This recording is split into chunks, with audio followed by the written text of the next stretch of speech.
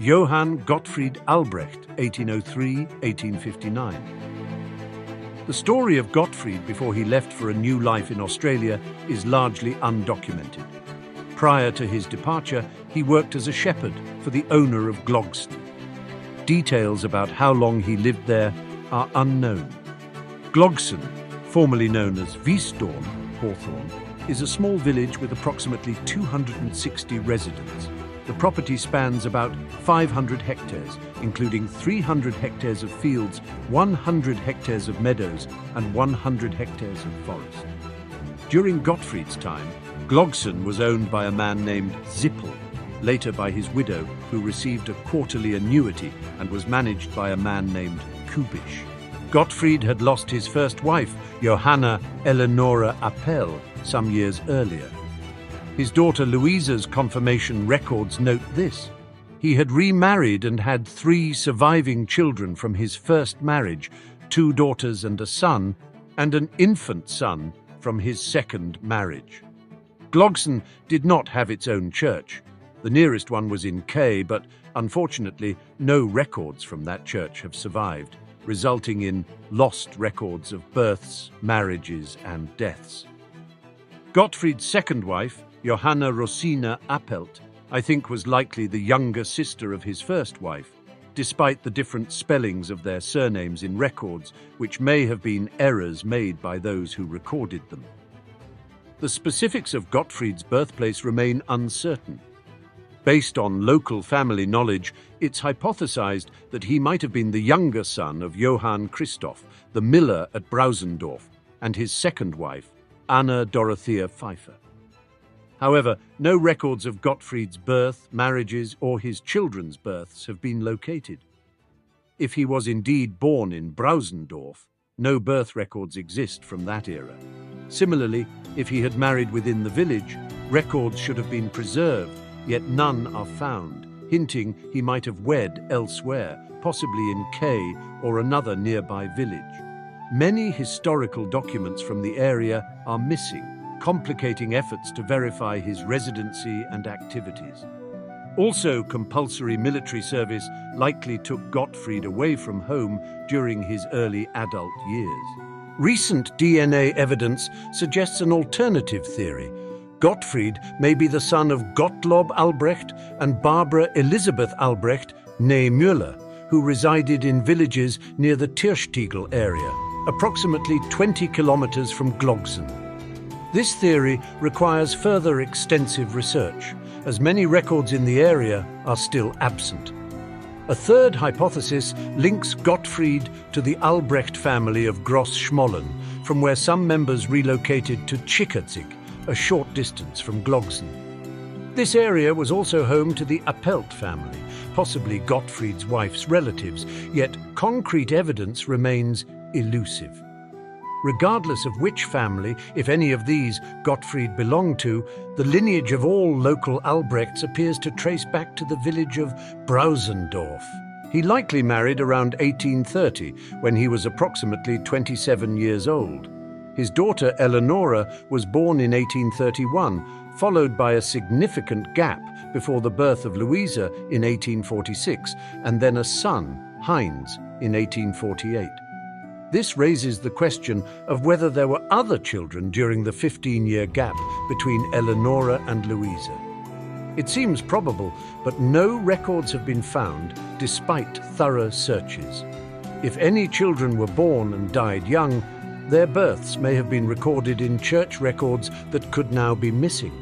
If any survived into the era of civil records, they may have moved away from the area, eluding further tracing efforts. In the early 19th century, the region experienced periods of political unrest and resistance against Prussian rule, leading to the Greater Poland Uprising of 1848–1849. Polish nationalists and liberals spearheaded this movement, advocating for greater autonomy and political rights.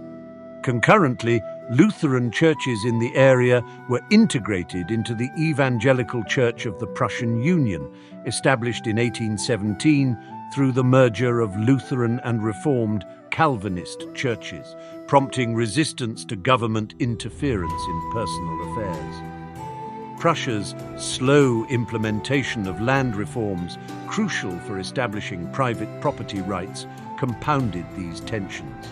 Also, reports from settlers in Australia praising their new land all likely influenced Gottfried and his family's decision to emigrate.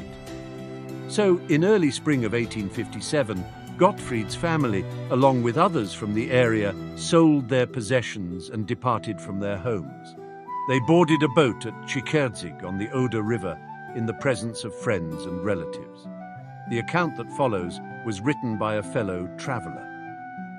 There was much sorrow and lamentation as children were separated from parents and siblings from each other, perhaps for a lifetime. As the anchors were raised, we gathered on the upper deck, singing a joyful hymn of praise as the boats began to move. The farewell scene was filled with waving, shouting, and crying. It was beyond description. We travelled comfortably along the Oder River on the ship, with the freedom to go ashore whenever we wished. Those who had money could explore the nearby towns and villages. Continuing along the Oder, we eventually entered the Friedrich Wilhelm Canal below Frankfurt. This canal, built by King Friedrich Wilhelm II of Prussia, connected the Oder with the Spree River and stretched about 8 German miles, just under 5 English miles. Passing through locks at regular intervals, our journey progressed slowly but steadily. We passed many cities including Berlin, Rathenau, Spandau, Potsdam, Brandenburg, Havelberg, and Wittenberge, the last Prussian town where export duties were paid. Leaving Prussian territory, we entered Hanoverian lands along the Elbe River, then through the district of Lüneburg and the picturesque countryside of Holstein. Finally, after 3 weeks of travel, we arrived in Hamburg, where we anchored. Here, we had ample time to explore this bustling city and make final purchases for our long voyage. As we inspected the ship that would carry us to our new home, some women remarked, "Oh, the ship is so black, just like a coffin." Yet, with courage given by the Almighty, we embarked confidently on our journey. Navigating through the North Sea and the channel between France and England, we encountered a severe storm with turbulent waters. We caught glimpses of the English coast and several towns along its edge as we bid farewell to Europe. Assigned our own cramped spaces aboard the ship, we maintained order and harmony, exercising patience and restraint to prevent disputes. Overall, our voyage was relatively smooth, with no storms that proved too severe to handle.